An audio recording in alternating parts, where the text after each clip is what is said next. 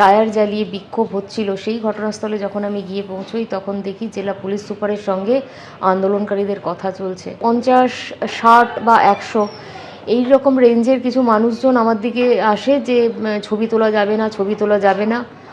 এবং তারপরে আমি সঙ্গে সঙ্গে আমার ক্যামেরা পার্সনকে বলি চল এখান থেকে বেরিয়ে যাব, এবং আমরা দুজনেই তখন সেখান থেকে বেরিয়ে আসছিলাম।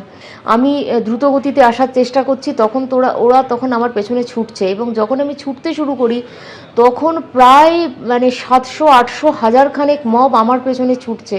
যখন ছুটতে শুরু করছি আমি, তখন আমার পেছনে লাথি মেরে আমাকে জাতীয় সড়কের উপর ফেলে দেয়।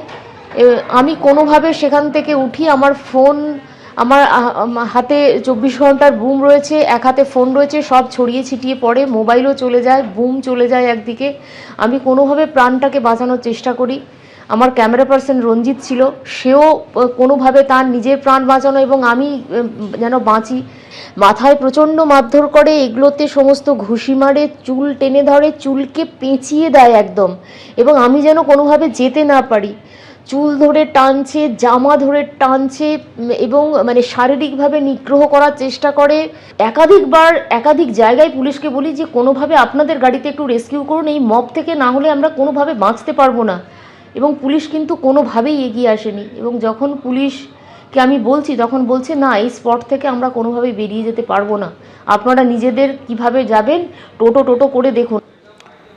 সিএ এবং ওয়াকফ অশান্তি ফিরল মুর্শিদাবাদের বেলডাঙ্গায়। ঝাড়খণ্ডে পরিযায়ী শ্রমিকের রহস্য মৃত্যুতে প্রতিবাদের নামে তাণ্ডব চলল দীর্ঘক্ষণ ধরে। নৈরাজ্যের বেলডাঙ্গায় ঘন্টার পর ঘন্টা রেল অবরোধ হয়ে রইল, জাতীয় সড়ক অবরোধ হয়ে রইল। পরিযায়ী শ্রমিকের মৃত্যুর প্রতিবাদে যেভাবে তাণ্ডব চলল, আর সেখানেই প্রশ্ন উঠে গিয়েছে পুলিশের ভূমিকা নিয়ে। সরাসরি কথা বলবো, আমাদের প্রতিনিধি শিবাশিস মৌলিক এই মুহূর্তে রয়েছে। শিবাশিস, এটাই তো প্রশ্ন যে দীর্ঘক্ষণ ধরে এইভাবে প্রতিবাদের নামে তাণ্ডব চললো, অথচ পুলিশ কেন হস্তক্ষেপ করলো না? পুলিশ সূত্রে কি জানতে পারছো, সর্বশেষ কি আপডেট রয়েছে এবং কারা চালালো এই তাণ্ডব?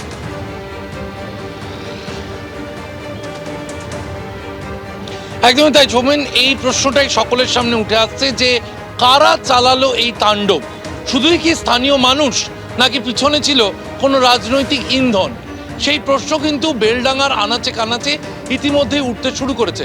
বেশিরভাগ লোক, তাদের সাথে যখন কথা বলা হচ্ছে, তারা বলছেন যে তারা সাম্প্রতিককালে এ ধরনের পথ অবরোধ দেখেননি। প্রায় 3 থেকে 4 কিলোমিটার পথ অবরোধ হয়ে রইল, এবং ছোট গাড়ি, বড় গাড়ি, কোনো গাড়ি সেখান থেকে যেতে পারলো না, এবং 5.5 ঘন্টার বেশি সময় সেখানে পথ অবরোধ চলল। জেলা পুলিশ প্রশাসন তাদের বেশ কয়েকজন সেখানে উপস্থিত থাকলেন, তারা আলোচনা চালালেন, কিন্তু 5.5 ঘন্টার বেশি একটা জাতীয় সড়ক, আমরা এই মুহূর্তে যেখানে দাঁড়িয়ে রয়েছি 12 নম্বর জাতীয় সড়ক, এবং এই জাতীয় সড়ক কিন্তু বিশেষভাবে তাৎপর্যপূর্ণ, কারণ দক্ষিণবঙ্গ থেকে উত্তরবঙ্গ যাওয়ার জন্য বিশেষ গুরুত্বপূর্ণ এই পথ, এই 12 নম্বর জাতীয় সড়ক। যে 12 নম্বর জাতীয় সড়ক অবরোধ করে রাখা হলো ঘন্টার পর ঘন্টা, এবং সংবাদ সংগ্রহের ক্ষেত্রে বিভিন্ন সময় কিন্তু বিভিন্ন সময় ছবি তুলতে দেওয়া হচ্ছে না, কথা বলতে দেওয়া হচ্ছে না। সেই যে সারাদিনের যে তাণ্ডবের ছবিটা আমরা এই বেলডাঙ্গায় ফুটে উঠেছে, সেই ছবি কিন্তু বিকেলেও বিভিন্ন জায়গায় দেখা গেল যে বাধা দেওয়া হচ্ছে। এবং এখনো পর্যন্ত কিন্তু কার্যত থমথমে বেলডাঙ্গা, বিভিন্ন জায়গায় যান চলাচল শুরু হয়েছে। বিকেলের পর থেকে আমরা জানি যান চলাচল শুরু হয়ে গিয়েছে, কিন্তু কোথাও একটা চাপা অশান্তি, চাপা উত্তেজনা এখনো রয়ে গিয়েছে বেলডাঙ্গাতে। শিবাশিস, তুমি আমাদের সঙ্গে থাকো। ওয়াকফ অশান্তি ফের ফিরলো মুর্শিদাবাদের বেলডাঙ্গায়। কয়েক মাস আগে যেভাবে ওয়াকফ নিয়ে অশান্ত হয়ে উঠেছিল মুর্শিদাবাদের বিভিন্ন জায়গা, আজ বেলডাঙ্গায় এক পরিযায়ী শ্রমিকের, ঝাড়খণ্ডে পরিযায়ী শ্রমিকের মৃত্যুর প্রতিবাদে পরিস্থিতি উত্তপ্ত হয়ে ওঠে। ঝাড়খণ্ডে পরিযায়ী শ্রমিকের রহস্য মৃত্যুতে প্রতিবাদের নামে তাণ্ডব চলে। নৈরাজ্যের বেলডাঙ্গায় ঘন্টার পর ঘন্টা রেল অবরোধ হয়, জাতীয় সড়ক অবরোধ হয়।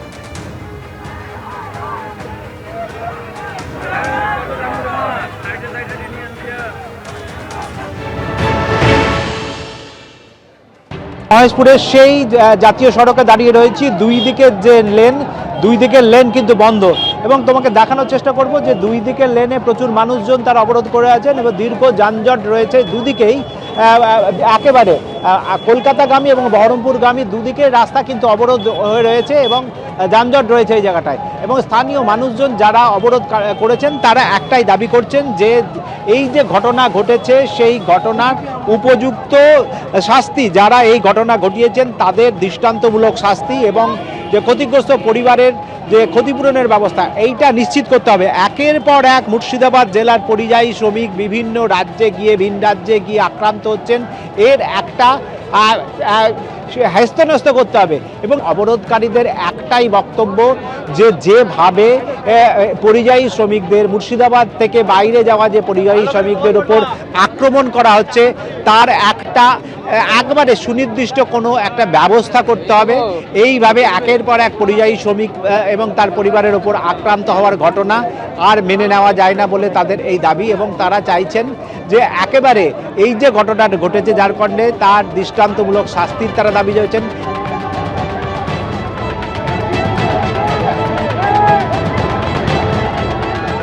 একেবারে পদস্থ পুলিশ আধিকারিক যারা রয়েছেন তারা স্থানীয় বাসিন্দাদের বেশ কয়েক ঘন্টা ধরে বোঝানোর চেষ্টা করছেন অবরোধ তুলে নেওয়ার জন্য এবং সমস্ত রকম ব্যবস্থা করা হবে, তাদের দাবি মানা হবে। কিন্তু মানুষজন কিন্তু একেবারে এখনো পর্যন্ত অনড় রয়েছেন। তারা চাইছেন যে আরও উচ্চপদস্থ আধিকারিক বা প্রশাসনিক আধিকারিক তাদের এসে এই আশ্বাস না দিলে তারা এই অবরোধ তুলবেন না।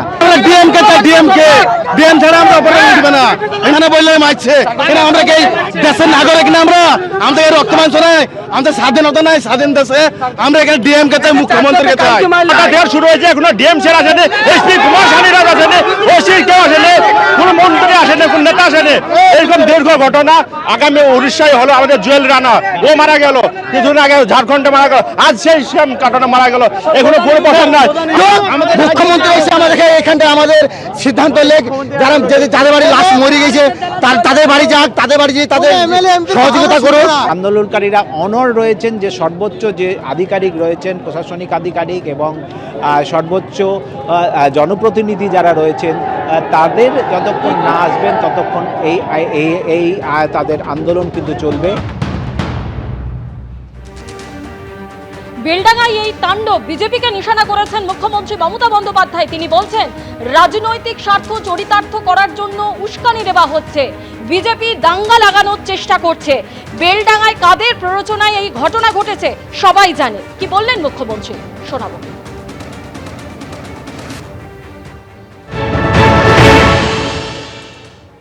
বেলডাঙ্গা আপনারা জানেন কাদের কাদের প্ররোচনা আছে, আমি আর নতুন করে বলতে চাই না। ফ্রাইডে জুম্মাবার পবিত্র বার, যেমন শিবেরও বার, মা দুর্গারও বার, সন্তোষী মাতারও বার, তেমনি ফ্রাইডে জুম্মার নেওয়া যায়। এখন যদি দুর্গাপুজো দেখতে এসছে কোটি কোটি লোক, সেখানে আপনি যদি একটা মাইক লাগিয়ে দেন তাহলে সবাই শুনবে। তো ফ্রাইডে জুম্মাবার এমনি সংখ্যালঘুদের কাছে একটা সেন্টিমেন্ট আছে, সেখানে সবাই ফ্রাইডে জুম্মার নামাজ করতে এসছে। এখানে কেউ কেউ যদি তার রাজনৈতিক চরিতার্থ করবার জন্য উস্কে দেয়, সংখ্যালঘুদের ক্ষোভটা স্বাভাবিক।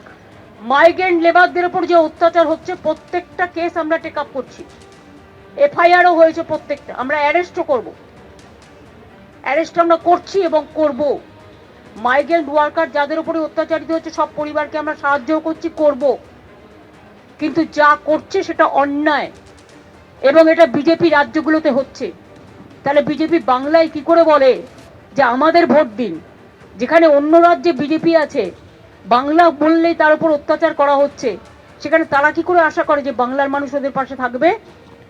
এই 2 মাসে 200 বার নোটিশ এসছে, বিএলওরা প্রেসারে পাগল হয়ে যাচ্ছে, ইতিমধ্যে 100 জনের মতো লোক মারা গেছে। এটা আপনাদের বুঝতে হবে কি সাংঘাতিক সিচুয়েশন। এরা ইচ্ছা করে বাংলায় দাঙ্গা লাগানোর চেষ্টা করছে, বিজেপির প্ল্যান এটা। নিজেরা ভোটে পারবে না তাই ভোট পাকাচ্ছে, করছে লুট, বলছে ঝুট। এদিকে আজকের ঘটনা নিয়ে শুভেন্দু অধিকারী বলছেন শুক্রবার হলে ওরা জমায়েত হয়, নিজেই বলেছেন মুখ্যমন্ত্রী।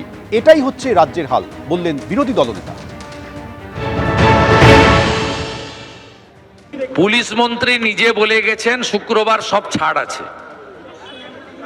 উনি নিজেই বলে গেছেন যে শুক্রবার দিন ওরা একটু জমায়েত হয়, একটু প্রতিবাদ করে। এইটা হচ্ছে পশ্চিমবঙ্গের পুলিশ মন্ত্রী তথা মুখ্যমন্ত্রীর বক্তব্য। এই হচ্ছে রাজ্যের বর্তমান অবস্থা। এই অবস্থার পরিপ্রেক্ষিতে আমরা ভারতীয় জনতা পার্টি মনে করি যে অবিলম্বে এর বিরুদ্ধে সমস্ত সাংবিধানিক প্রতিষ্ঠানগুলি তাদের এগিয়ে এসে পশ্চিমবঙ্গের সাধারণ জনগণ সরকারি সম্পত্তি স্বাভাবিক জীবনযাপন করার ক্ষেত্রে যে পরিবেশ পরিস্থিতি তৈরি করেছে তৃণমূল কংগ্রেসের গুন্ডারা পুলিশকে দর্শক বানিয়ে, এর বিরুদ্ধে যথাযথ ব্যবস্থা গ্রহণ করা হোক। এবিপি আনন্দ, এগিয়ে থাকে, এগিয়ে রাখে।